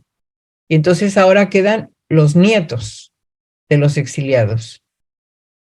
Y bueno, pues ahí yo he hecho varias entrevistas a hijos de exiliados que ahora pues tienen eso entre 72, que ya nacieron en México, porque hubo muchos y muchas que se casaron ya en México, ¿no? Otros que no, venían toda la familia, o vinieron familias que luego se sumaron, los padres, por ejemplo, de la gente que estuvo en campos de concentración. Hay muchísimas historias, pero muchísimas. Hace poco para el quinto foro que se celebró en Madrid de Podemos Exterior, yo hice una pequeña recopilación de poemas de poetas españoles exiliados en México y descendientes también. Por ejemplo, un par de mujeres poetisas fantásticas, pero ya que llegaron, o sea, que salieron de España siendo muy niñas, cuando terminó la guerra. Y eso también es otro tema, ¿no? Los niños a los que, por ejemplo, una de esas poetisas, ella cuando terminó el bombardeo de Guernica, sus padres, y ella creo que tenía apenas 5 años, la mandaron a Siberia. O sea, se fueron con todos los niños que evacuaron de España para alejarlos de los bombardeos. O sea, una persona, una pareja que tiene una niña pequeña y que vive el bombardeo de Guernica, pues cuando hubo la oportunidad de que salieran un numeroso grupo de niños, los mandaron a Siberia. Bueno, unos fueron a Siberia, otros en otros lados, en varios países, en Bélgica, en Inglaterra, y hubo un gran grupo que se llama Los Niños de Morelia, que se fueron a México, que los mandaron solos, completamente solos. Y bueno, pues esa es otra historia que hay que recuperar, porque nadie en España sabe esto. Por ejemplo, mira, el periodista Pablo González, que está apresado ahora en Polonia y que lleva un año que ni siquiera le han podido hacer cargos, dizque era espía, que espiaba para Rusia. Eso es absurdo. Él tenía doble pasaporte porque era hijo de una española que había sido niña de la guerra, que se casó con un ruso, y Pablo González tiene doble pasaporte. Claro, tiene pasaporte ruso y pasaporte español. Pero él estaba ejerciendo tranquilamente el periodismo en el País Vasco, porque la madre es de origen vasco y cuando se separó del padre, pues volvió a España con el niño. Y ese es un caso terrible. Eso tendría que ser un escándalo diplomático brutal de primer orden. Y el presidente del gobierno no hace absolutamente nada. Nada. Hay nada de que hay que confiar en la ¿cómo se va a confiar en la justicia polaca? Si ya lo están apresando injustamente.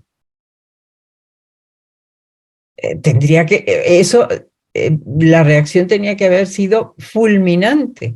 De presidente de España a presidente de Polonia, llamada directa. O sea, no admitir semejante afrenta diplomática. Y nada, no se hace nada. Es que es increíble. El Partido Socialista es de verdad una cosa, es de una tibieza y de una ambigüedad absolutamente insoportable, porque los otros ya los conocemos, ya sabemos de qué van, pero que te estén ahí mareando la perdiz todo el tiempo y engañando, es horrible. Entonces, bueno, pues un poco eso. Todavía hay muchos descendientes del exilio, muchos, y se han escrito muchos libros en México de descendientes de exiliados que están, o sea, que no olvidan.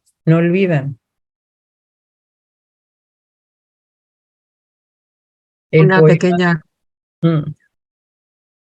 disculpad, sí. Una pequeña cosa, agradecer a Eva la información que da del mapa del exilio, que no lo sabía yo, porque yo soy hija y nieta de represaliados del franquismo y el hermano de mi abuelo se fue a México. Ah, sí. Huyó, tuvo que huir. Y conozco pues el ambiente tan fantástico que se debió de dar en México con aquellas colonias de republicanos, de tertulias, de poder hablar, de haber salido, y es de tal nivel el agradecimiento a Cárdenas a lo que hizo, a esa generosidad, que siempre lo hablamos en la familia, ¿no? Sí. Eso por una parte, y luego por otra lo de Pablo González en Polonia. Hay peticiones en las redes, pero nada, no se consigue nada, y es, como tú dices, una barbaridad lo que se está haciendo, ¿no? Y está callado todo el mundo. Gracias, Eva, muchas gracias. De nada. Gracias por vuestras intervenciones, gracias por acordaros de Pablo González, aunque daría para un programa propio, sí. Se lo digo a los responsables del programa. Yo quería plantearos algo. Bueno, primero os voy a plantear algo que están preguntando por el chat de forma insistente, que es la cuestión, y esto seguro que alguno de los invitados me puede responder. Afirma el que pregunta que hasta el año 74 se han contabilizado 300.000 bebés robados en España. También pregunta si esta cifra es fiable y si es fiable, cómo se ha llegado a esta conclusión. Y por otro lado, cómo es posible, y esto creo que es extensible a todos los invitados, cómo es posible que absolutamente ningún organismo internacional haya hablado o hable de esta problemática. Y, por supuesto, habida cuenta de la implicación de la Iglesia católica, apostólica, romana, que el nuevo pontífice, al menos, que parece que trae un nuevo aire a esta institución, tampoco haya comentado absolutamente nada al respecto. Y abro el turno para el que quiera intervenir. Sí, yo puedo intervenir en uno de ellos. La primera, la de que has dado, la que piden aclaración sobre la cifra de 300.000. Es verdad que al principio se hablaba, al principio me refiero de cuando surge toda la información, ¿no? En el 2010, 2011, a partir de ahí se hablaba del auto del juez de Garzón, que eso está en el auto, 30.000 niños robados, 30.000 hasta el año 52. Y a partir del 52 se hablaba de esas cifras tan enormes de 300.000. No es fiable, no es fiable. Hay que ser serios para obtener esas cifras. Nosotras tenemos que tener las estadísticas de la Fiscalía General, y la Fiscalía no da datos, da muy pocos. Nos dieron datos, por ejemplo, en un periodo de 4 años, de que había habido unas 2.000 demandas interpuestas en los juzgados, y de ellas se habían archivado prácticamente el 90%. Han ido a archivo. ¿Y qué deducimos de ahí? Deducimos que, bueno, primero, que no todo el mundo demanda, formula una demanda, ni va a los tribunales, muchísima gente que no, por muchas cuestiones, y luego, sobre todo, es una cifra muy pequeña. Consideramos que hay, por los datos que va uno viendo, miles, pero nunca podremos precisarlo sin que la Fiscalía pueda dar datos, ¿no? O sea que no podemos hablar de 300.000.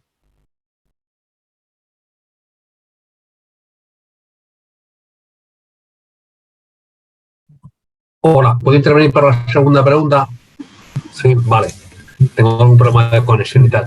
Bueno, sí es cierto de que varios organismos internacionales han dado una opinión, bueno, y han hecho un análisis del caso español y han elaborado una lista de recomendaciones. Es más, lo que han dicho es que el diagnóstico es que los derechos humanos de un amplio colectivo de cientos de miles de personas, de los diferentes tipos de colectivos de víctimas del franquismo, vienen siendo vulnerados sus derechos humanos sistemáticamente por el Estado español.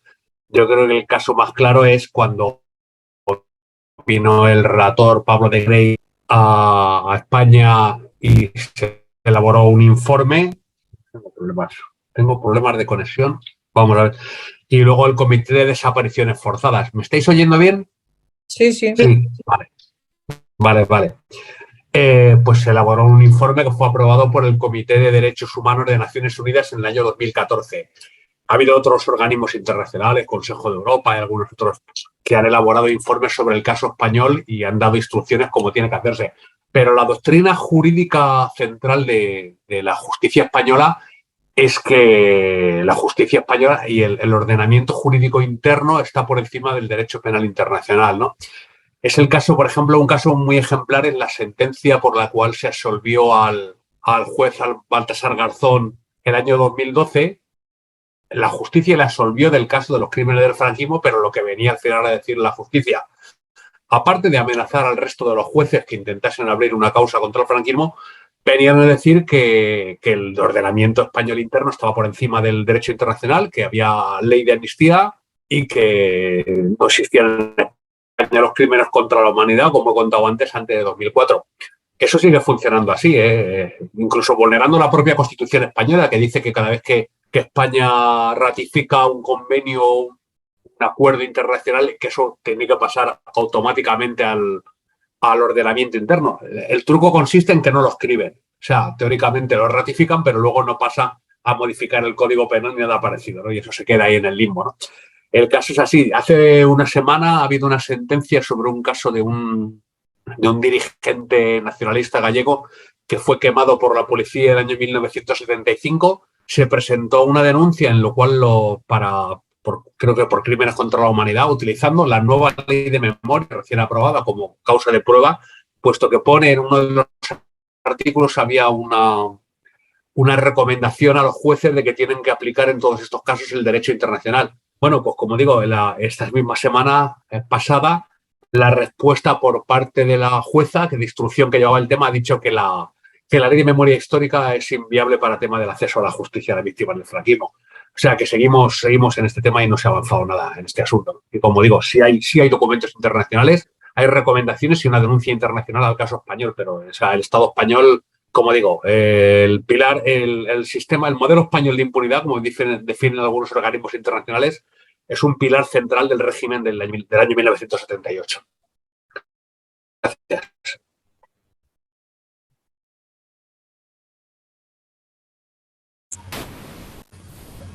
¿Alguien más quiere intervenir? No sé, yo, Wilson, puedo solamente decir un par de palabras con respecto al tema de la iglesia, que en el caso chileno es un tema muy, digamos, discutido también controversialmente, pero hay como una especie de dos tipos de iglesia. La iglesia, digamos, más elitista, que estuvo en torno al dictador y que lo apoyó y le da el Urbi et Orbi, todas las ceremonias había de por haber y... en fin, entonces todo eso existe. Pero también está, por otro lado, la parte de la iglesia del pueblo, la básica prácticamente, el cura del vecindario, que mucho ayuda, sobre todo en caso de temas de violación a los derechos humanos. Está el caso del cura Andrés Yarlán, que fue fusilado, o sea, matado ahí en la población La Victoria, en Santiago, un caso muy emblemático. Y otros también, precisamente curas también de origen español, que han trabajado férreamente, sobre todo con el tema de la pobreza, con el tema de los jóvenes desplazados, en todos los ámbitos, digamos, sociales, que han dado un apoyo y un trabajo muy valioso. O sea, yo lo tengo que reconocer. También está el caso mismo de mi padre, que fue pronto la Cruz Roja Internacional, que impidió que lo fusilaran una vez registrado como detenido desaparecido. Entonces, el tema de la Iglesia Católica va también, yo creo que dentro no existe la Iglesia Católica, existen congregaciones que son más conservadoras, otras más progresistas, y yo creo que ahí hay que diferenciar también dentro de los actores mismos, pero para mí una tendencia bien clara está que mientras más arriba se llega en el escalamiento, digamos, en la Iglesia Católica, más conservador se ve el tema y más se trata de opacar, de ocultar un montón de cosas que ya sabemos, sobre todo en dirección a la pedofilia, robo de niños. Está dentro de la culpabilidad, y lo nombro tal cual, de la Iglesia Católica, que nos debe una respuesta como sociedad. ¿Qué hay de eso? Y creo que ya puede decir que ya el problema ya está aflorando prácticamente por sí solo, ni siquiera ya se necesita decir, porque ya el tema está tan evidente que no se puede negar. Lamentablemente en estos temas, digamos, de extracción de menores, volviendo al tema, la Iglesia Católica, cero respuesta al respecto, cero. O sea, no ha sido ningún apoyo, tiene una culpabilidad enorme, sobre todo congregaciones, lamentablemente también en este caso con congregaciones de mujeres mayoritariamente, que eran las que tenían más acceso al tema también de parturientas y todo el tema, digamos, de bebés. Ha sido completamente una oscuridad inmensa. Y ahí, bueno, ojalá que algún día haya una reconsideración con respecto a eso, aunque no lo espero honestamente. Eso. Muchas gracias, Wilson. Bueno, vamos a ir concluyendo este interesantísimo programa y debate. Y antes de concluir os voy a dar un último turno de palabra, pero antes quería hacer un par de reflexiones porque he ido recogiendo, obviamente de forma muy resumida, a grandes rasgos, diferentes temas fundamentales, nudos importantes de este tema tan complejo, y que curiosamente a ambos lados del Atlántico tienen características muy similares. En todos nuestros países de origen hemos sufrido lamentablemente unas dictaduras absolutamente sangrientas, en algunos casos más largas, en otros afortunadamente más cortas. Unas élites económicas que o bien se han enriquecido, como en el caso de España con las actuales élites económicas que tenemos, o bien han mantenido su fortuna gracias a la dictadura y por tanto han sido pilares fundamentales de ella. Una Iglesia católica, sobre todo las altas jerarquías de la Iglesia católica, que también han apoyado esas dictaduras, y unos crímenes de lesa humanidad que no son, en el caso de España, nos ha quedado claro, creo a todos, que de momento absolutamente imposibles de juzgar, y en el caso de Chile y Argentina se ha conseguido en parte. Y a partir de este pequeño resumen, quería pues daros la posibilidad de decir unas últimas palabras en este programa. No sé si Federico quiere añadir algo a lo ya comentado. Federico. Bueno, gracias, Luismi. En primer lugar, agradecer por la participación y además por por animarse a contar las experiencias, ¿no? Creo que en el caso de la gran mayoría de ustedes, la experiencia personal, ¿no? Ha servido como para justamente empujar una política pública, justamente para empujar una política de memoria, ¿no? Entonces, la verdad es que desde nuestro lugar también se aprende mucho, y creo que es muy importante, como dijeron varios de ustedes, interpelar, apelar a los jóvenes, a las jóvenes, a la sociedad civil, para comprometerse, ¿no? De que la memoria es la memoria del pueblo, y la memoria perdida es la memoria que no existe. Y en el caso de la Argentina lo sé muy bien porque en mi país, en el caso de España, uno va aprendiendo, ¿no? Como investigador va reconociendo justamente cuáles son estas lógicas, ¿no? Que se fueron aplicando de censura. Por ejemplo, en lo que comentaba Eva, en la situación de los diferentes exiliados, ¿no? Que han llegado a diferentes países donde han tenido que rehacer sus vidas. El caso, por ejemplo, de mi abuela. Mi abuela era también exiliada de la guerra civil y ha llegado a la Argentina con su familia con 4 años, y no solamente ha perdido su casa, ha perdido su familia, sino que ha perdido su historia, ¿no?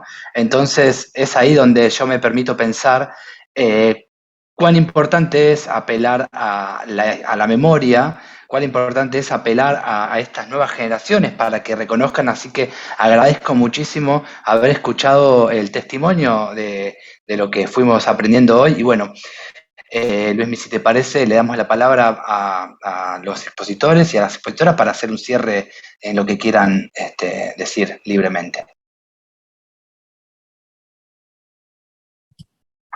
¿Empiezo yo? ¿Os parece? Vale. No, pues solamente muchas gracias por la invitación. Estamos, las compañeras y compañeros del foro, estamos a vuestra disposición para lo que necesitéis. Y quiero decir, en algún momento las cosas se ven muy complicadas. Yo empecé a participar en esto en torno al año 2004, 2005 y tal, ¿no? Y a pesar de los problemas que hay, de los frenos, de las famosas líneas rojas, el avance conseguido ha sido absolutamente brutal. Cuando yo entré, nadie había oído hablar de memoria histórica. Esto era un tema súper extraño, de que no le sonaba a nadie. La impunidad, hablaba de impunidad, y éramos 4 locos por ahí hablando de esa historia, ¿no? Y ahora mismo, joder, hemos conseguido ya 2 leyes estatales, numerosa legislación autonómica, hemos conseguido preguntas parlamentarias, hemos conseguido que esto sea noticia, que haya cursos, que sea noticia, diariamente 8, 10, 12, 15, 20 noticias en medios españoles sobre diferentes temas de memoria histórica y eso. Pero también es otro, hay que tener en cuenta la otra parte. Si hay una ley de memoria, si hay leyes de memoria, si hay política de memoria, no ha sido porque un regalo de los gobernantes. Ha sido por trabajo y por presión del movimiento memorialista y el movimiento asociativo y que hemos convencido y hemos influido en la sociedad y yo creo que, pues, que nuestras ideas poco a poco van ido calando y que buena parte del espectro social y del movimiento social organizado asume nuestras posiciones, nuestros valores y cada vez lo valora como un tema más importante para el conjunto de la sociedad. Y nada más que eso, que muchas gracias a todas y a todos. Bien. Bueno, ¿quién continúa? Sí. Bueno, Pilar, adelante. Sí, gracias. Gracias a los que habéis participado aquí en todo esto. Me ha encantado. Yo no me creía que iba a ser así y francamente no he venido excesivamente preparada, pero sí os digo una cosa para terminar y es que de cara a la necesaria ley de bebés robados, 2 palabras, esperanza y una desazón grande.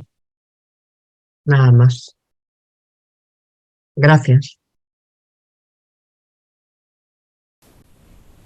Muchas gracias, Pilar. Wilson, ¿quieres tú ahora decir algo? Sí, claro, también. Muchas gracias, agradecer la invitación y la posibilidad de exponer tanto el caso personal, pero también en este interesante foro. Para mí sigue insistiendo tal vez en un tema, puntos a seguir, opciones que tenemos para seguir adelante es hacer mejores conexiones con los países. Ya nos dimos cuenta que es un tema no solamente de un país, las experiencias son las mismas, los casos son muy parecidos. Existe la Plaza, las mujeres y abuelas de Plaza de Mayo, existe las madres e hijos del silencio en Chile, también es una organización, creo que hay muchas más organizaciones, tienen que haber redes porque lamentablemente yo creo que, como decía, creo que era Pilar, que muchos de estos casos son de gente que en ese entonces era opositora a lo que era el fascismo, la dictadura, y han sido los más perseguidos y que generalmente se encuentran en una orientación política más de izquierda, más obrera, qué sé yo, en fin.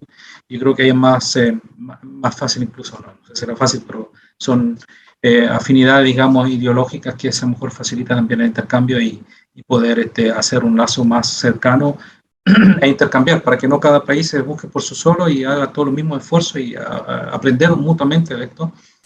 Y bueno, en fin, con respecto, vuelvo a insistir, tener una institución de todos los países donde los niños que están perdidos tengan la opción de ir a buscar y a hacer las preguntas y hacer temas de ADN o preguntar por su propia historia, porque creo que nos falta eso en un tema hoy día que hay ADN hasta para cualquier cosa. Creo que no es un tema tan complicado y se puede realizar y puede ayudar mucho. Así que, no sé, esa es una idea, mejor proposición que se puede seguir desarrollando a futuro. Muchas gracias a ustedes por darme este foro y me siento honrado y le agradezco un montón. Y le paso a Eva.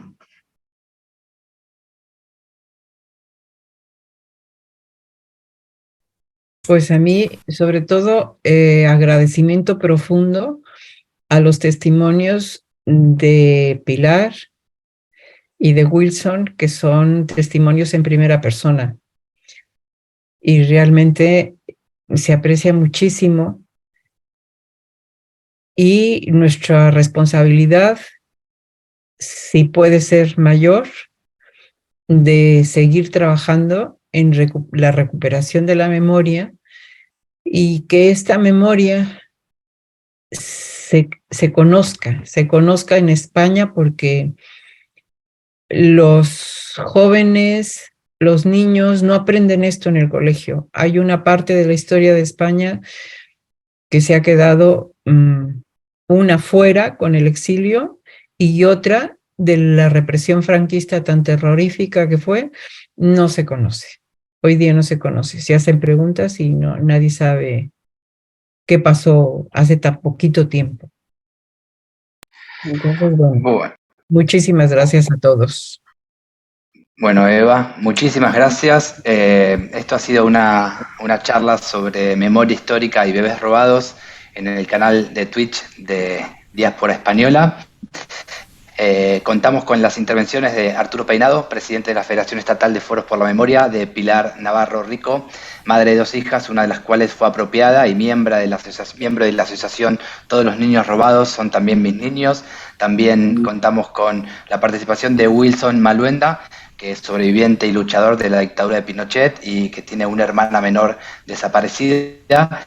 Y por último, con Eva Alcázar, pianista, miembro del área de Memoria Histórica de Podemos Exterior, actualmente residiendo en México, y bueno, me acompañó en la presentación Luis Miguel Fernández, que es profesor de Historia y de Literatura y también miembro de del área de Memoria Histórica de Podemos Exterior. Luis, te cedo la palabra para que hagas el cierre final, y gracias también a quienes nos acompañaron, ¿sí? Hay muchísima gente que estuvo también prendida junto al canal de Twitch y a quienes estuvieron haciendo posible desde la técnica también este espacio. Muchísimas gracias. Muchísimas gracias, Federico. Bueno, agradecer profundamente a los participantes sus intervenciones, especialmente también a Pilar y a Wilson, que sus intervenciones han sido extraordinariamente emotivas y tenemos que seguir hablando de esto. Tenemos que seguir, como muy bien ha dicho Arturo, consiguiendo que se conozca cada vez más el exilio y la represión y los crímenes de todo eso de lo que a nosotros... Y aquí estoy hablando de mi generación, una generación nacida ya después de la muerte del dictador, lo que no nos contaron, que por lo menos las nuevas generaciones sean conscientes de lo que pasó en España y desde luego en el resto de Hispanoamérica en este caso. Un enorme placer y si hay ocasión, quizá sigamos conversando, porque creo que nos hemos dejado muchos temas en el tintero, como no puede ser de otra forma, con un programa, con un tema tan amplio, ¿no? Hasta la próxima. Muchas gracias. Adiós. Hasta luego. Hasta luego.